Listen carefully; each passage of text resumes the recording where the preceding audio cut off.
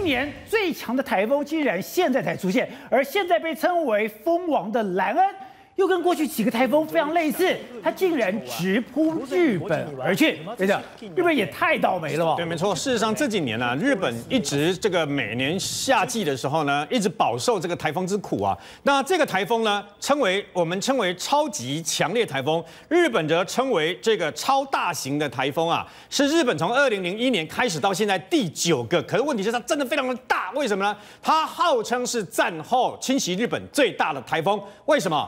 因为它的直径两边拉开2050公里呀、也就是说，几乎它靠近这个等于说日本呢，它上去了以后扑上去了以后呢，直接从九州4国本州全部弄在里面，再过去一点，连北海道都在里面了。整个日本我们都知道是狭长型的，但这个台风可以把整个日本几乎全部包在里面，把日本笼罩在里面。对，没错。所以这个台风再加上它的这个时速非常的惊人啊，那它每公里最高的时候呢，每小时时速超过250公里。我们都知道日本没有像台湾一样有放这个台风假嘛，所以呢，当你这个发生这个超大型的台风来，这是兰恩台风，对，这是从外太空看那个很可怕。你看那个台风眼之大，就好像一个很深的那个无底黑洞，有没有？像要把东西吸进去一样，很可怕的。这是从外太空往这个地球拍日本上空的这个兰恩台风的整个台风眼跟台风啊，你看这么大，全部都是白色的啊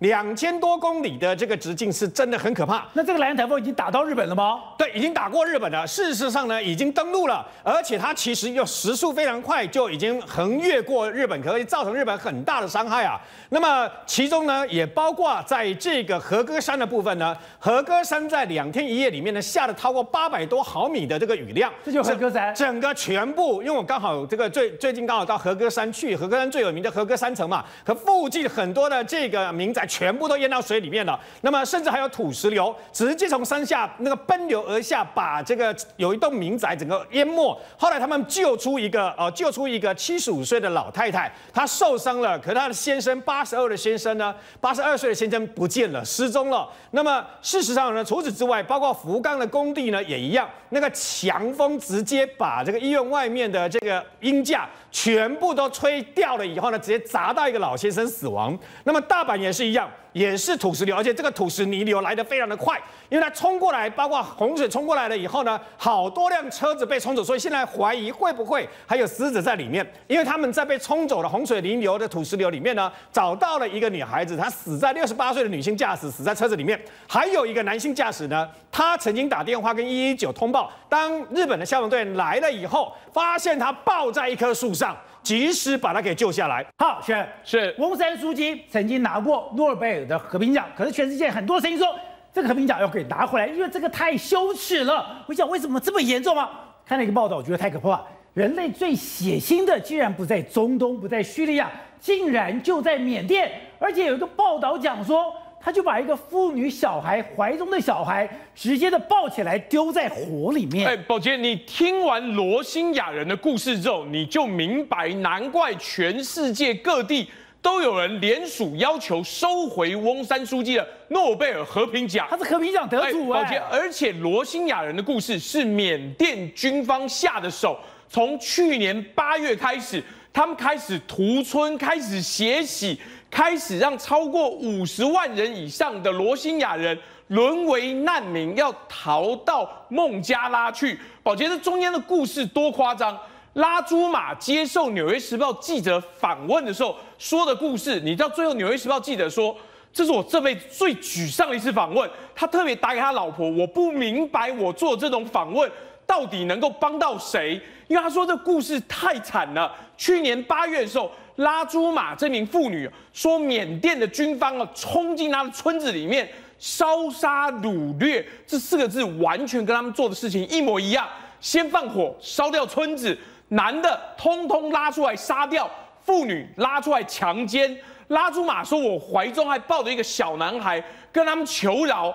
缅甸军方那些军人直接把小孩丢到火堆里面，他眼睁睁看自己的小孩一边哭叫的妈妈，一边被烧成焦炭，被丢到火里面，对，活活烧死。所以《纽约时报》记者说，这故事我访问完，我写下来了，谁会感到高兴？没有人，但我们却不能阻止翁山书记对这件事情的漠视。而且很夸张的是，这个《纽约时报》的记者，他曾经到过苏丹，他曾经到过中东，他到过了叙利亚，他到过世界上所有最悲惨的地方。但是他说，在缅甸他看到的故事，是他觉得最不可思议、最令人发指的。而现在，缅甸竟然是翁山书记主政，竟然是一个诺贝尔和平奖的人在管理这个国家。宝杰，连《苹果日报》也有去访问，你知道他直接访问一个罗兴亚的妇女啊，叫做贝贡。她说她亲眼看到她丈夫就在她眼前头被砍掉，身首异处，然后一边讲，因为她2岁的小孩无辜在旁边看，她一边讲一边掉眼泪。但宝杰，你知道她一边流下来还有血，因为她用手遮住的那个眼睛里面还有1颗子弹。就是2天前缅甸的军人开枪打中之后，他眼睛里面有子弹。对，到现在没有办法拿出来，因为医疗资源不够。他来到医院坐在那边，但没有医生，没有护士有办法把他这颗子弹挖出来。所以他捂着他的脸，不是我要遮蔽我的身份，不是我觉得不好意思，是我的眼睛在流血。好，那西平最近有一本新书发表，这个新书是去访问当时所有参与韩国那个最悲惨的船难世越号里面所有的救难人员，有非常多夸张的故事。很多的救难人员讲，他们在潜水的时候有一个神秘的力量在拉他们的脚。对，2014年4月16号，韩国世越号沉没，你知道多少人死在船舱里面吗？294个人。大家每天都说你找到几个？其中有一个人，他右腿受伤，人家说你休息吧，他不要，我要下去找。好，他下去找了，进了客舱，然后人家跟他说，那客舱找过了，我们昨天才找过，找了9个都是女生。他说我再进去看一下，他进去啪整个看一下，没有看到任何一个人哦，没人。他就说我要走了，他一走，突然间右脚被抓住，他想说是右脚受伤，是不是右脚不能动了？动还可以动，他就再往上游，左脚又被抓住，他回头一看，脚被抓住，没东西，什么东西都没有，他摸一下也都没有，奇怪了，都没有了，他又再往上走，突然间脚痛，热得要命。为什么脚会热？你在冰冷的海水里面怎么会脚热？热得要命，他就说我调整呼吸，他访问的时候他调整呼吸。然后他就揉脚，揉脚之后，终于脚居然不热了。他想这下可以走了吧？突然间听到舱里边有弦琴的声音，怎么可能？水里面他带着讲，怎么可以有弦琴的声音？他告诉自己说：回头，我给我自己60秒，我数60下，找不到人我就走。他就回头，啊，1、2、3、4、5，他把整个舱弄一圈，再找一次。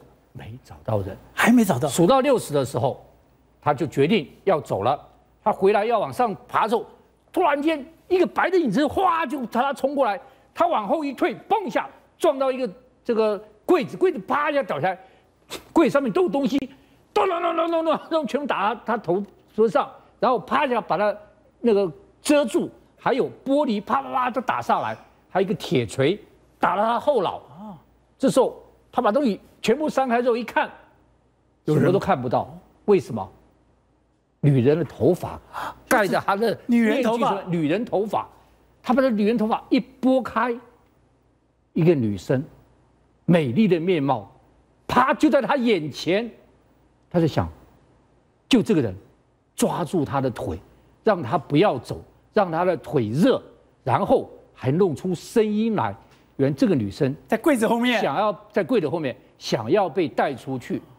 他说：“你放心，我会带你出去的。”就把他带出来了。他就把他带出来了。好，那还有一个比他更悬，知道吗？这个多悬，他也是到一个已经收过的地方，但大家觉得不对，这地方名单上有很多，但找到了跟名单不符合，他又去找，但怎么都没找到。怎么没找到之后，他就要上去。上去的时候，哎，一个枕头很轻的，水里面很轻的，枕头游到他前面来挡到他，他把枕头弄掉，枕头一弄掉，一个枕头飞到他面前，又一个枕头来，枕头又挡了，就是不让他走。好，他把这枕头在水里面又扑掉之后，再要走，一个被子，这回是卷到他脚了，一个被子卷了他脚，他觉得很奇怪，他又给上面说发生奇怪的事情，上面说你生日哪一天？我哪一天？白头山身高那个多高？他多高？你知道为什么？脑袋清醒的，脑袋清醒，以为说他氮吸太多氮气，脑袋不清醒。他说我一定要回头再看一下。结果他再回头一看一下，果然在一个矮柜里面看到一只手，看到手，对，他把矮柜拿开，看到说，哎，我要来救你了。看到一个人，他把这个手一拉出来，傻住了。怎么了？4个人抱在一起啊？4个人，对，一拉出来是，而且抱得紧紧的，4个人拥抱在一起，怎么都分不开。他怎么办呢？那怎么拉走呢？你爸爸妈妈们在下面非常想念你们，想要带你们回家，我负责带你们回家，但是对不起，4个我没办法，你们松松手吧，我一个一个带。就松了吗？他一讲完，就这样松了，4个手就松了，真的假的？真的，4个就松了。你不要吓我，真的。他这书里面写的，哎，这书他就说，我先带第一个回家，你们3个在这边等我，不要乱跑。他就把这啪就带上去了，带上去以后，他们就说，枕头就他们挡着他不准走的，这个被子缠了他久，就是不让他们走了。他们用想尽办法想要回家，所以290多个人到今天只有9个还没找到。